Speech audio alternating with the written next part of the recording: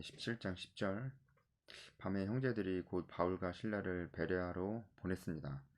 이제 데살로니가 있는 형제들이 바울과 실라를 베레아로 보낸 거죠. 아마도 이 형제들은 그 야손과 데살로니가의 이제 교회 사람들이었던 것 같습니다. 좀 상황이 좀 잘 안 풀렸죠. 그래서 아마도 그 읍장들에게서 바울과 실라를 다시는 데살로니가에 들이지 말라라는 그런 약속을 받고, 혹은 또 이제 보석금을 주고 그렇게 좀 끝난 것 같습니다. 그래서 더 이상 바울과 실라가 데살로니가에 있기 어렵기 때문에 이 야손과 그 형제들이 아마도 바울과 실라를 대피시킨 것 같아요. 어디로 대피시켰냐면 바로 베레아라는 곳으로 대피를 시켰습니다. 베레아는 이제 데살로니가에서 80km 정도 떨어져 있습니다. 빌립보에서 데살로니가까지가 160km라고 생각했을 때 그렇게 먼 거리는 아니죠. 먼 거리긴 하지만 빌립보에서 데살로니가까지 160km를 갔다고 생각했을 때 80km는 그렇게 먼 거리는 아니죠. 아마도 이 베레아로 간 이유가 물론 방금 말씀드렸지만 피신이 가장 큰 목적이었다, 이렇게 좀 보입니다. 피신하려고. 이제 그도 그럴 것이, 베레아라는 도시가 큰 도시가 아니었어요. 바울의 선교 전략은 항상 큰 도시로 갔었는데 베레아는 그렇게 큰 도시는 아니었습니다. 피신의 목적으로 간 거죠. 물론 이제 피신의 목적으로 갔지만 거기서도 이제 복음을 전했습니다. 이 베레아라는 도시는 큰 도시는 아니었고 좀 약간 외곽 쪽에 있는 그런 도시였습니다. 아무래도 그 피신의 목적으로 가다 보니까 외곽 쪽에 있는 도시로 좀 이렇게 가려고 했었던 것 같습니다. 하지만 여기서도 복음을 전했습니다. 베레아 사람들이 어떤 사람인지에 대해서 나오는데, 베레아 사람들은 데살로니가 있는 사람들보다 더 너그럽고 간절한 마음이 있고, 그리고 이 말씀을 항상 그러한가 하여 성경을 상고했대요. 그래서 더 너그럽고 마음이 간절했고 성경을 상고했다. 이 세 가지가 베레아 사람들의 특징인데, 세 개가 다 좋습니다. 너그러웠다는 거는 이 베레아 사람들이 그 성품이 더 좋았다. 그래서 이게 영어 번역들은 고결한 성품 이렇게 번역했는데, 고결한 성품을 좋은 성품을 가지고 있었다. 아무래도 좀 외진 도시고, 데살로니가는 마게도니아에서 가장 큰 도시였으니까 사람들이 좀 못됐는데, 이 베레아는 좀 시골이니까 사람들이 좋았나? 라는 생각도 들고, 하여튼 너그러웠습니다. 참 그런 것 같아요. 이제 바울이 전략적으로 큰 도시로 갔지만 큰 도시 사람들은 이렇게 뭔가 그 좀 배부르죠. 지금 이제 또 나중에 바울이 아테네도 가는데, 아테네 사람들도 배부른 사람들입니다. 근데 이렇게 약간 조금 이렇게 부와 거리가 멀어질수록 사람들이 마음이 조금 더 너그러운 것들을 보게 돼요. 베레아 사람들이 좀 그런 사람들이 아니었나, 그런 생각이 들어요. 우리가 좀 함께 봤으면 하는 표현이, 베레아 사람들이 바로 마음이 간절했다, 그리고 성경을 상고했다. 이 두 가지는 우리가 좀 주의 깊게 볼 필요가 있다고 생각합니다. 이 간절한 마음이라고 하는 이 헬라어 파세스 프로디미아스라는 이런 표현은 직역을 하면은 어떤 표현이냐면 자발성을 가진 모든 열성 이라는 뜻입니다. 프로디미아스가 이제 자발적이라는 뜻이고, 그리고 파세스가 이제 어떤 그런 그 열성이라는 뜻이어서 자발성을 가진 모든 열성 이런 뜻입니다. 그래서 베레아 사람들은 너그러웠을 뿐만이 아니고 이 복음을 들었을 때 그런 반응인 것 같아요. 간절한 마음이 있었다고 그래요. 그러니까 자발성을 가진 열정이 있었던 거예요. 자발성을 가진 열정이 있었던 거예요. 이거를 좀 알아야지 이 사람들이 이 말씀이 그러한가 하여 말씀을 상고했다라고 하는 이 사람들의 그 행동, 그 태도가 이해가 됩니다. 이게 연결이 되잖아요. 그 사람들이 그냥 너그러웠을 뿐만이 아니고 간절한 마음, 자발적인 열성이 있었기 때문에, 자발적이었기 때문에 이 말씀을 스스로 보면서 이제 탐구하고 그렇게 봤다는 겁니다. 그래서 여기서 성경을 상고했다라는 이 상고했다라는 에, 표현이 아나크라노테스라는 표현으로 자세히 조사하다라는 그런 말씀입니다. 그러니까 성경을 자세히 조사한 거예요. 자발적인 열심이 있었기 때문에 우리에게 있어야 될 태도가 바로 이런 게 아닌가. 그 정말 바울의 선교 여행은 우리가 데살로니가에서도 봤고 빌립보에서도 봤지만 바울은 정말 말씀을 전했어요. 어, 잠깐 저는 그런 생각이 들어요. 지금 우리의 설교를 한번 돌아봅니다. 우리가 내일도 이제 주일인데 강단에서 어떤 설교가 전해지고 있는가라는 생각들을 좀 해봅니다. 또 중요한 거는 강단에서 어떤 설교가 전해지고 있는가도 중요하지만 듣는 청중들은 어떤 설교를 기대하는가 이런 생각이 듭니다. 보통 뭐 우리가 소위 말해서 은혜 받는 설교다라고 했을 때 어, 사실 말씀을 잘 설명해주고 그 말씀 안에 있는 진짜 핵심적인 메시지를 잘 전달하려고 노력하는 그런 설교가 지루할 때가 있어요. 근데 사실 말씀은 거의 언급을 안 하고 처음에 성경 봉독할 때, 본문 봉독할 때만 읽고 사실은 그 본문과 거의 관계가 없는 뭐 이야기, 예화가 뭐 중요하지만 거의 예화로만 이루어져 있는 그런 말씀, 그리고 간증이 거의 주를 이루고 있는 그런 설교들을 더 좋아하는 경우가 있어요. 재밌고 뭐 뭔가 감성을 터치하고 이 그러니까 좋아하는 거겠죠. 예. 물론 이제 재미도 있어야 돼요. 그리고 감성도 터치를 해야 되지만 중요한 게 빠지면 안 되잖아요. 중요한 게 있으면서도 그런 게 있으면 더 좋은 거고. 근데 이런 뭐 감동적이고 재밌고 이런 게 있으면 좋지만 없어도 가장 중요한 게 뭐예요? 말씀이잖아요. 이제 이 말씀이 어떤 뜻이고 지금 우리에게 어떤 메시지를 주는지를 얘기해 줘요. 일단은 말씀이 어떤 뜻인지를 좀 얘기를 해주고 그래서 그 말씀이 듣는 청중들도 자기가 알고 있던 거면은 다시 리마인드 하는 거고 몰랐던 거면은 다시 배우면서 정말 하나님께서 우리에게 주시는 나에게 주시는 말씀이 어떤 것인가를 좀 생각해보는 그런 시간들이 그리고 이제 예배 시간에 설교 시간이란 생각이 듭니다. 바울의 전도 여행만 봐도 그렇잖아요. 말씀이 너무 중요했어요. 그래서 결국은 베레아 사람들이 12절에 베레아의 그 영적인 열매가 맺혔던 것도 믿는 사람들이 많아졌던 것도 결국은 말씀을 들은 사람들이 그렇게 됐습니다.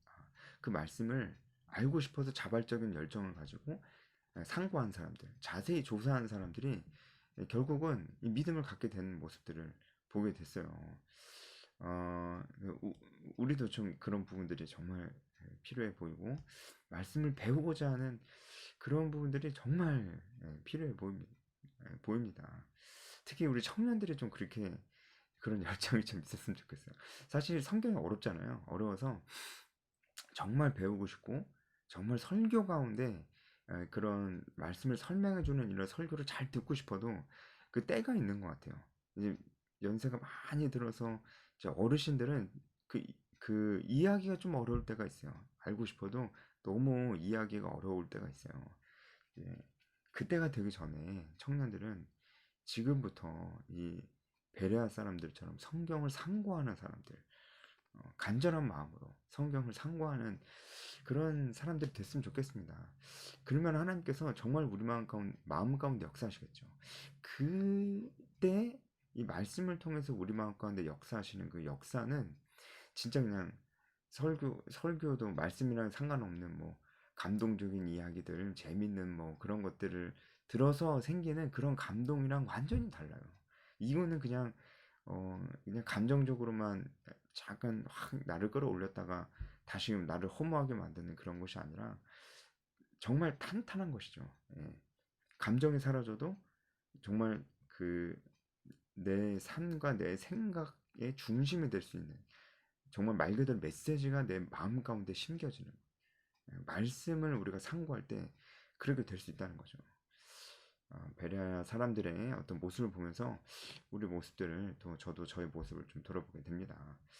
그래서 12절에 그 중에 믿는 사람이 많고 헬라의 귀부인과 남자도 적지 않았다. 이 말씀을 보면은 믿는 사람들이 많고 또라고 했을 때 이 접속사가 이제 그리고라는 뜻입니다. 그러니까 또한 그리고라는 뜻입니다. 그러니까 믿는 사람들이 많았고 또 그리고 헬라 사람들도 있었다 이런 얘기입니다. 그러니까 유대인들도 많이 믿었던 것 같아요. 베레아에 있는 유대인들도 많이 믿었고 또한 그리고 헬라 사람들도 믿었다 이렇게 얘기를 하는 것 같습니다. 확실히 어, 베레아 사람들이 그 열매가 풍성했습니다. 하지만 또 이 데살로니가 있는 유대인들이 와가지고 괴롭혔죠. 베레아에 있는 유대인들이 폭동을 일으키지는 아니 폭동이 아니고 이 바울을 괴롭히지는 않았어요. 데살로니가에서 와서 바울을 괴롭혔죠. 거기서 이제 사람들을 소동하게 해서 또 바울이 거기 계속 있을 수가 없어서 바다까지 가서 이제 아테네로 움직이는 것을 좀 볼 수 있습니다. 그래서 음, 바다까지 갔다고 하는데 바다로 가는 것처럼 하여라고 하는 게 더 맞을 것 같습니다.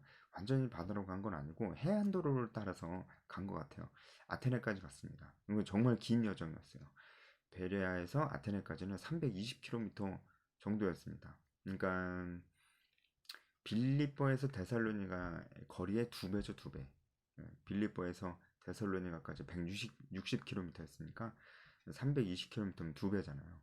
엄청난 거리죠. 이 거리를 갔습니다. 가서 이제 아테네 가게 된 거죠. 아마도 바울 혼자 움직였던 것 같아요. 그래서 어, 이제 15절에 바울을 인도하는 사람들이 그를 데리고 아텐까지 이르렀다. 바울을 인도하는 사람들은 아마도 이제 베레아 사람들로 보입니다. 베레아 사람들이 바울을 이 320km나 되는 이 거리를 바울과 함께 동행해 줬어요. 정말 대단하죠. 감동적이죠. 말씀으로 하나가 되면은 정말 이런 동역자가 되는 것 같아요. 정말 말씀으로 하나가 되는 게 필요한 것 같습니다. 네, 320km를 동행해서 아테네까지 이르렀습니다. 그래서 바울이 이제 이 베레아 사람들에게 부탁을 하는데 그에게서 신라와 디모데를 자기에게로 속히 오게 하라는 명령을 받고 떠나니라. 그러니까 그에게서 바울에게서 신라와 디모데를 자기에게 속히 오게 하라. 그러니까 신라와 디모데가 아마도 베레아에 남아 있는 것 같아요. 그러니까 베레아 사람들 이제 아테네까지 바울과 함께 왔는데 이제 베레아 사람들은 다시 자기 집으로 베레아로 가야 되니까 그 베레아로 가는 그 편에 바울이 부탁을 한 거죠. 베레아에 도착하면 신라 디모데한테 얘기해서 여기까지 좀 오라고 얘기를 좀 해달라. 이렇게 얘기를 하는 것이죠. 그래서 잠깐 아테네에 대한 소개를 하면 아테네 모르는 분 없죠? 지금도 그리스의 수도인데 이 당시에도 아테네는 굉장히 큰 도시였고 문화, 철학으로 아주 유명한 도시였습니다. 여러분 뭐 너무 잘 아는 소크라테스와 그의 제자 플라톤의 출생지기도 하고 아리스토텔레스 그리고 에피쿠로스 그리고 제논의 제2의 고향이라고 할 정도로 아테네는 정말 세계 철학의 중심지였고 사실상 로마 전체에서 가장 중심 지역이었다라고 할 수 있을 정도로 로마가 겉모습만 로마고 알맹이는 헬라 문화잖아요. 헬라 철학. 이 헬라 철학의 중심이 또 그리스 아테네였기 때문에 사실상 로마의 수뇌부였다, 중심부였다, 심장이었다라고 좀 볼 수가 있는 곳입니다. 그것에 왔으니까 이제 바울이 당연히 복음을 전했겠죠. 나중에 바울이 고백을 하지만 이 아테네에서 사람들이 복음을 잘 듣진 않았어요. 어쨌든 이 아테네로 온 것입니다. 이 아테네도 바울이 베레아는 잠깐 피신하러 갔지만 아테네는 또 전략적으로 간 것 같습니다. 굉장히 먼 거리까지 간 거 보니까 또 전략적으로 움직였다는 것을 좀 볼 수 있죠. 네, 어쨌든 베레아 사람들에게 베레아에 머물고 있는 신라 디모데를 자기에게로 보내달라고 이렇게 얘기를 했습니다. 그래서 사도행전에는 그 이외의 기록은 없지만 이제 데살로니가 전서와 바울 서신인 데살로니가 전서와 그리고 빌립보서를 좀 보면은 좀 알 수가 있는데 신라와 디모데가 바울에게 일단은 왔어요. 그래서 바울에게 일단은 왔고 그 후에 이 아테네에서 바울이 다시금 신라를 빌립보로 보냈습니다. 빌립보를 누가에게 맡겨놓고는 왔지만 신라로 다시 또 보낸 거예요. 예, 그리고 디모데는 데살로니가로 보냈습니다. 데살로니가는 급하게 이제 나오느라 아무에게도 맡겨놓지 못했는데 디모데를 다시 보냈습니다. 그러니까 디모데는 데살로니가의 그 베레아에 갔다가 데살로니가에서 베레아 갔다가 다시 아테네 갔다가 다시 이제 베레아로 간 것 같아요. 그렇게 데살로니가로 보내졌습니다. 그래서 디모데가 이 데살로니가의 소식을 가지고 나중에 이제 바울과 함께 고린도에서 만납니다. 신라도 고린도에서 만납니다. 그러니까 바울 좀 헷갈리죠? 바울이 아테네에 먼저 갔어요. 그리고 나중에 디모데와 신라가 아테네에 왔어요. 세 명이 아테네에 있어요. 그러다가 바울이 이제 신라는 빌립보로, 디모데는 데살로니가로 보냈어요. 바울도 혼자 남았죠. 바울이 이제는 혼자 움직여요. 고린도로 가요. 고린도에서 다시금 데살로니가에 있는 디모데를 오라고 하고 빌립보에 있는 신라를 오라고 해서 고린도에서 이 세 사람이 다시 만납니다. 아마도 이제 누가도 이제 왔겠죠. 만납니다. 그때 디모데에게서 데살로니가 교회의 소식을 듣습니다. 그리고 이제 쓴 편지가 데살로니가 전서 후서가 되겠죠.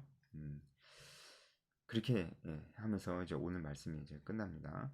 베레아 사람들에 대해서 오늘 우리가 좀 생각해 보면서 정말 우리 마음도 데살로니가 사람들처럼 그런 간절한 마음이 있는가, 그리고 성경을 날마다 상고하는가 라는 생각을 좀 해봤으면 좋겠습니다. 지금 뭐 바야흐로 이 MZ 세대들에게는 뭐 MZ 세대들에게만 해당되는 건 아닌 것 같아요. 쇼포맷 시대잖아요. 그냥 정말 짧은 영상들만 보고 예, 그것을 소비하기에 급급한 그런 시대인데, 그래서 제 큐티 영상도 막 20분 되니까 잘 안 봐요. 너무 길어. 20분은 너무 긴 영상이에요. 그런데 지금 이 시대에 우리가 정말 어, 이렇게 성경을 짧게 짧게 보면서 소비하려고 하는 그런 태도는 없었으면 좋겠습니다. 그럴 수가 없거든요. 성경은 정말 정말 그러한가하여 상고한 자세히 보는 것이 정말 필요합니다. 그래서 여러분들이 큐티를 하면서 이 말씀을 자세히 보시면서 간절한 마음으로 자세히 보시면서 정말 하나님 메시지를 굳게 붙드시라고 제가 조금이라도 도움이 되고 싶어서 이 큐티 영상을 오늘도 찍었습니다. 네, 여러분에게 도움이 됐길 바랍니다. 네, 이상입니다.